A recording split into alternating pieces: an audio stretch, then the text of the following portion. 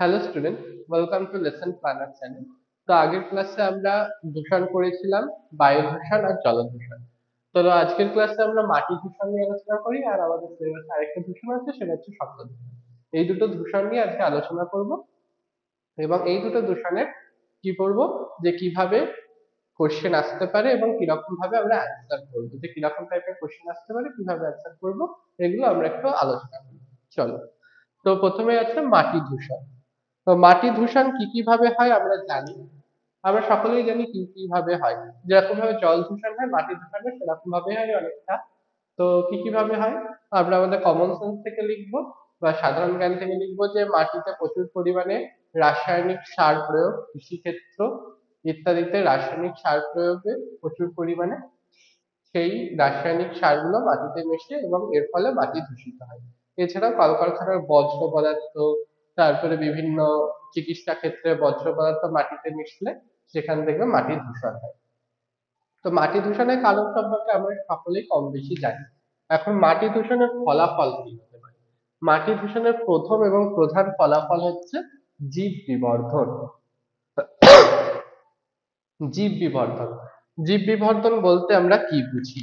জীব বিবর্ধন বলতে আমরা বুঝি যে মাটিতে কোনো একটা জৈব অভঙ্গুর পদার্থ, অর্থাৎ জৈব অভঙ্গুর কোনো একটা রাসায়নিক পদার্থ, যে রাসায়নিক পদার্থ মাটিতে মিশলে সেটা মাটির সাথে মিশে যায় না। অর্থাৎ যদি ধরো একটা চিনি যদি মাটিতে পড়ে, সেটা মাটির সাথে মিশে যাবে, কারণ সেটা কি থাকে, জৈব ভঙ্গুর পদার্থ, সুগার থাকে, অর্থাৎ শর্করা জাতীয় পদার্থ থাকে চিনিতে। তো সেটা মাটিতে মিশে যাবে।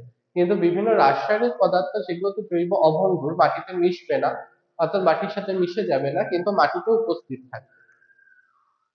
সেগুলোর মানবদেহ অর্থাৎ প্রাণীদের, উদ্ভিদদের পক্ষে ক্ষতিকারক। তো সেই সকল রাসায়নিক পদার্থ, জৈব অভঙ্গুর পদার্থ, সেগুলো মাটিতে থেকে যায় এবং জীব বিবর্ধন, অর্থাৎ একটা জীব থেকে, এবং প্রথমে জলে দ্রবীভূত আছে বা মাটি থেকে জলে গেল, সেই সেখান থেকে একটা খাদ্য শৃঙ্খলের এক স্তর থেকে আরেক স্তরে গেলে তাদের কি হয়, এক স্তর থেকে যখন আরেক স্তরে যায়, তখন এই যে রাসায়নিক একটা পদার্থ, তার পরিমাণ বা তার ঘনত্ব প্রত্যেকটা স্তরে বাড়তে বাড়তে যায়। এখানে আমি একটা এক্সাম্পল দিয়েছি, যেমন ডিডিটি। এছাড়াও আর কি হতে পারে, বিএইচসি হতে পারে, অল্ড্রিন, এসব নামগুলো আমি জাস্ট লিখে রেখেছি। বিএইচসি, অল্ড্রিন, এগুলো হচ্ছে সব জৈব অভঙ্গুর পদার্থ এবং এরা জীব বিবর্ধন ঘটায়। ঠিক আছে। জলে দ্রবীভূত ডিডিটি, আমি বললাম ডিডিটি। ডিডিটি একটা কীটনাশক, অর্থাৎ যেটা পেস্টিসাইড হিসেবে আমাদের মানে চাষ জমিতে ব্যবহার করা হয়, চাষিরা ব্যবহার করে। তো সেই চাষ জমিতে ব্যবহার করার ফলে সেই মাটিতে মেশে এবং বৃষ্টির জলে ধুয়ে জলেও মেশে। তো এর ফলে কি হয়, প্রথমে জলের দ্রবীভূত ডিডিটি এর পরিমাণ ধরে নিলাম 0.003 ppm, পার্টস পার মিলিয়ন। ডিডিটির ফুল ফর্ম কি? ডিডিটির full form dichlorophenoxy trichloroethane, DDT. এবং এটা জলে দ্রবীভূত হয়েছে ধরো 0.003 ppm, পার্টস পার মিলিয়নের এককে আছে। সেখান থেকে ফাইটোপ্ল্যাঙ্কটনে গেল, সেখানেও 0.003 থাকলো তার ঘনত্ব। এখন এলো হচ্ছে জু প্ল্যাঙ্কটন। জু প্ল্যাঙ্কটন বলতে যেগুলো হচ্ছে ফাইটোপ্ল্যাঙ্কটনকে খাদ্য হিসাবে গ্রহণ করে জু প্ল্যাঙ্কটন। জু প্ল্যাঙ্কটনে কত হয়ে গেল, এটা 0.003 ছিল, এটা 0.04 হয়ে গেল, দেখো ঘনত্ব বেড়ে গেল।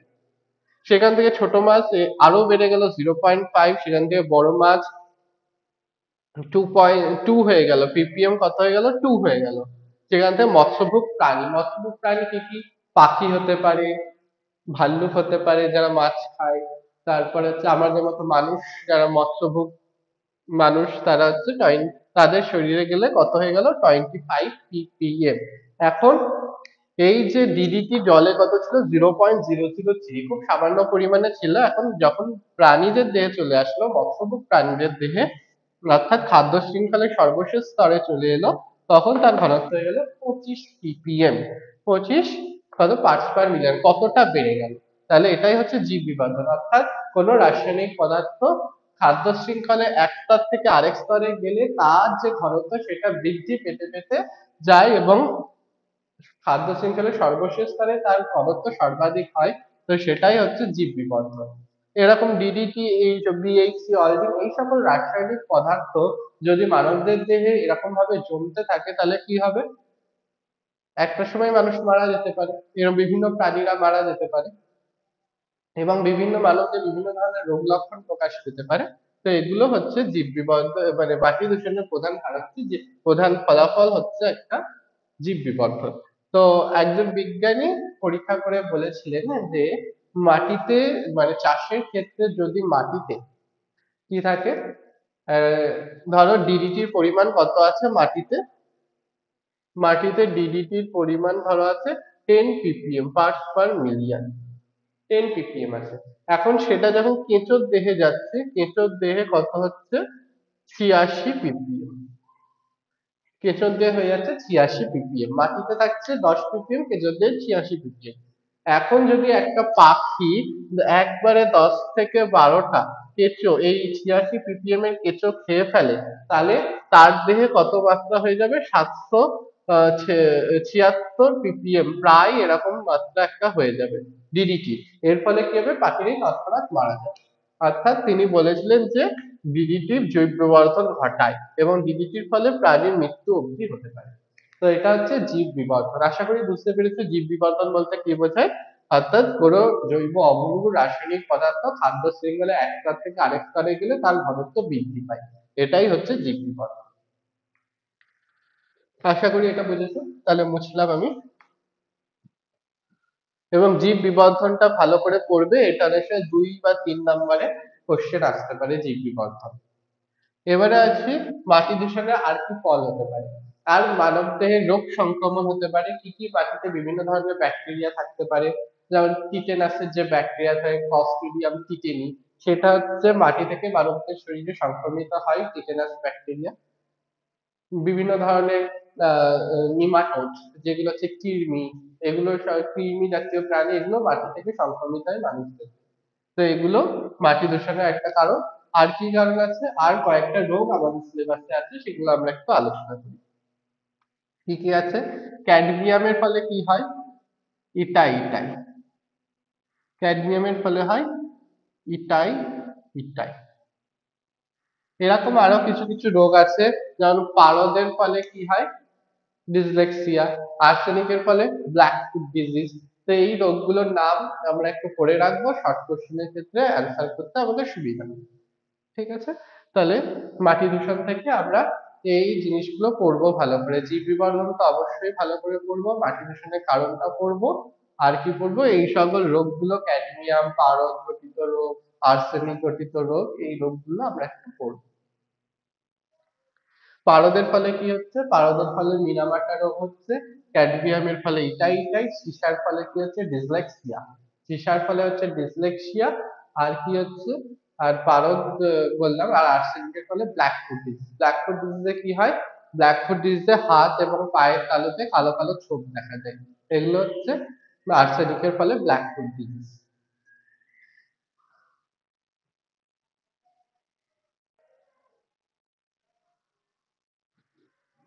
তাহলে এটা মুছলাম। এবারে আমরা কি পড়বো, মাটি দূষণ হলো, এবারে আমরা পড়বো শব্দ দূষণ।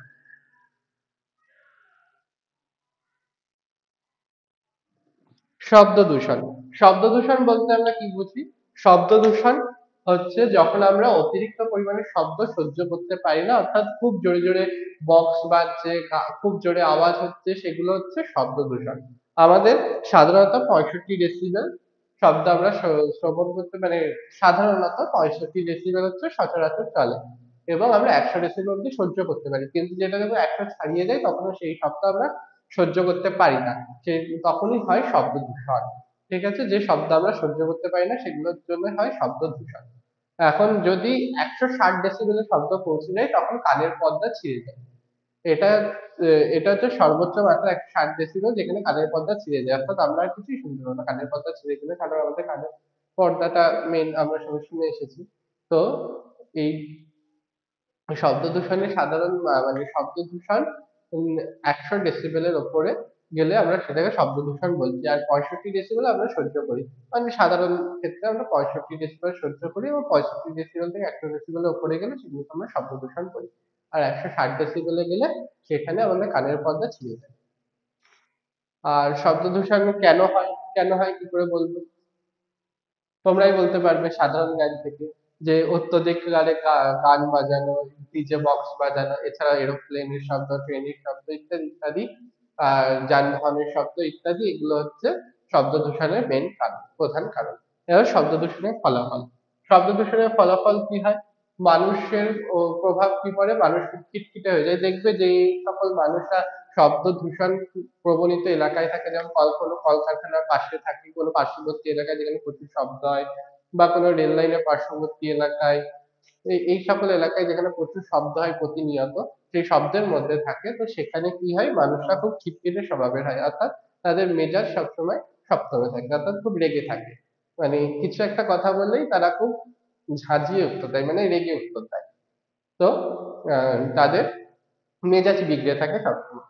এগুলো সাধারণত লক্ষ্য করা যায় মানুষের মধ্যে। এছাড়াও প্রাণীদের মধ্যে কি হয়, দেখবে বিড়াল অতিরিক্ত শব্দ সহ্য করতে পারে না, এবং তাদের অতিরিক্ত শব্দে তাদের গায়ের রং খারাপ হয়ে যায়, চোখ বড় বড় হয়ে যায়, অর্থাৎ তারা অ্যাগ্রেসিভ একটা মানে ভাব প্রকাশ করে। তো এগুলো হচ্ছে শব্দ দূষণের প্রধান কারণ, যেগুলো মানে প্রধান ফলাফল, যেগুলো আমরা চারপাশে দেখতে পাই। তো শব্দ দূষণ থেকে তেমন কোনো গুরুত্বপূর্ণ বিষয় নেই, যা আছে মাটি দূষণ, জল দূষণ, বায়ু দূষণ থেকে। তো তোমরা এই দূষণগুলো খুব ভালো করে পড়ো, এবং সেখান থেকে কি কি ধরনের কোশ্চেন আসতে পারে আমি আলোচনা করলাম এই দুটো ক্লাসে, সেগুলো খুব ভালো করে পড়ো, মন দিয়ে পড়ো, এবং কোথাও কোনো বুঝতে অসুবিধা হলে আমাকে কমেন্টে জানিয়ে আমি আবার বোঝানোর চেষ্টা করবো। তো আজকে শব্দ দূষণ হলো, আর মাটি দূষণ হলো। মাটি দূষণ থেকে বিভিন্ন ধরনের রোগগুলো পড়বো, ক্যাডমিয়াম ঘটিত, পারদ ঘটিত, এটা জল দূষণের মধ্যেও পড়ে।